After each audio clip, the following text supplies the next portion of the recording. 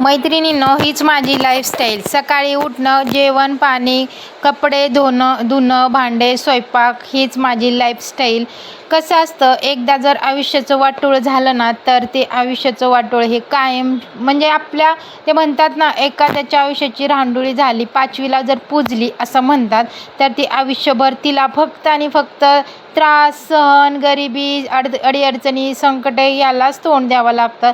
तसंच काय माझ्या बाबतीत आहे. मला जसं आठवतंय तसं माझ्यासोबत सगळ्या गोष्टी आहेत. ते फक्त आणि फक्त म्हणजे कसं मलाच समजत नाही की माझ्याच नशिबात हे सगळं का. लहानपणापासून सुद्धा ते घरचे म्हणजे माहेरीसुद्धा जेव्हा लग्नाच्या अगोदर सगळ्या गोष्टी असेल ते माझ्या बहिणीला असायच्या चांगल्या गोष्टी, आणि खराब गोष्टी मला असायच्या. म्हणजे वस्तू म्हणा, आता एखादा ड्रेस जर असला तर तो चांगला ड्रेस तिला, खराब ड्रेस मला.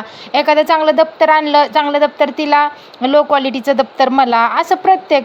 आणि माझ्या बहिणीने किती चुका केल्या तरी तिच्या चुका माफ, आणि माझं थोडंसं एक जरी चुकलं तरी पण लगेचच आपल्याला टोमणे, ही पोरगीच अशी आहे, ही आगावच आहे, ही अशीच आहे, तशीच आहे. माफ कसं असतं, आपला हा स्वभाव आहे ना, स्वभाव बदलायला पाहिजे. आपला स्वभाव खूप नडतो. काही लोकांचं कसं असतं, करणीला तर चुकायचं नाही आणि म्हणजे दाखवून तर द्यायची नाही चूक, असं असतं.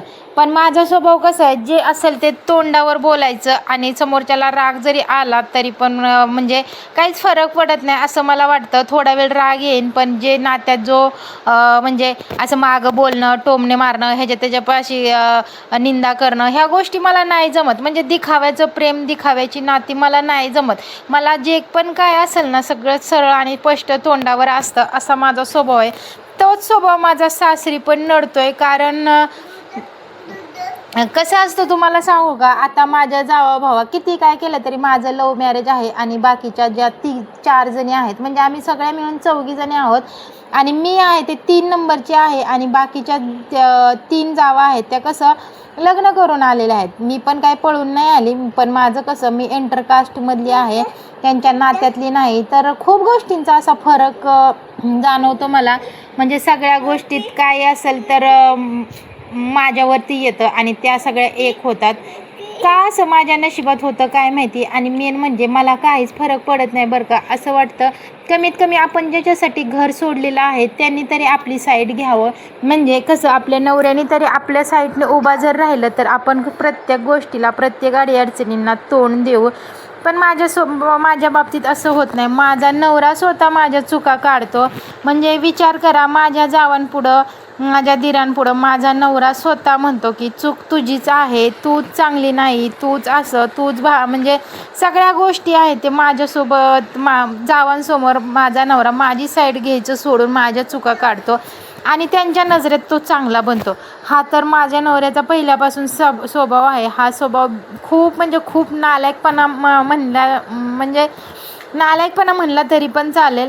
कारण आपली वाहवा करण्यासाठी एखादा माणूस जर आपल्या बायकोची चूक दाखवून देत असेल, चूक नसताना, विचार करा मग किती वाईट वाटत असेल. राग तर खूप येतो, पण आता शेवटी कसं असतं, आपण आपल्या हाताने केल्यावर हे सगळ्या कर्माची फळं असं म्हणून आपल्याला ते भोगावं लागतं.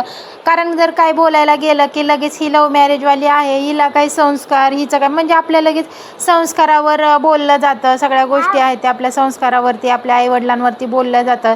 ह्या गोष्टीलाच हे करून कितीक दिवस म्हणजे असं सहन करायचं. जेवढं सहन करेल, प्रत्येकाची काहीतरी कॅपॅसिटी असते, आणि जेवढं सहन करेल ना तेवढं आपल्या अंगलटी येत असतं. पण मला एकच वाटतं, जर आपला नवरा जर आपल्या बाजूने खंबीरपणे उभा असेल तर कोणाचीच बोलायची काहीच टाप नाही. एक वेळ असा येतो की माझ्या जावा भावा, दीर वगैरे, माझे सासू सासरे माझी साईड घेतात, पण माझा नवरा, चूक असो किंवा नसो, माझी आजपर्यंत मला आठवत नाही एवढ्या 12-13 वर्षामध्ये त्यांनी कधी माझी साईड घेतलेली आहे. कसं असतं तुम्हाला सांगू का, त्याला फक्त लोकांच्यामध्ये वाहवा करायची, म्हणजे त्याला फक्त एवढंच म्हणायचं आहे की त्याला असं हे सिद्ध करायचं आहे की मी बायकोचं ऐकत नाही आणि मी बायकोची साईड घेत नाही. बाकीचे माझे जे भाऊ आहेत ते बायकोची साईड घेतात, बायकोच्या साईडने बोलतात, मी बायकोचा गुलाम नाही, हे सिद्ध करायचं असतं.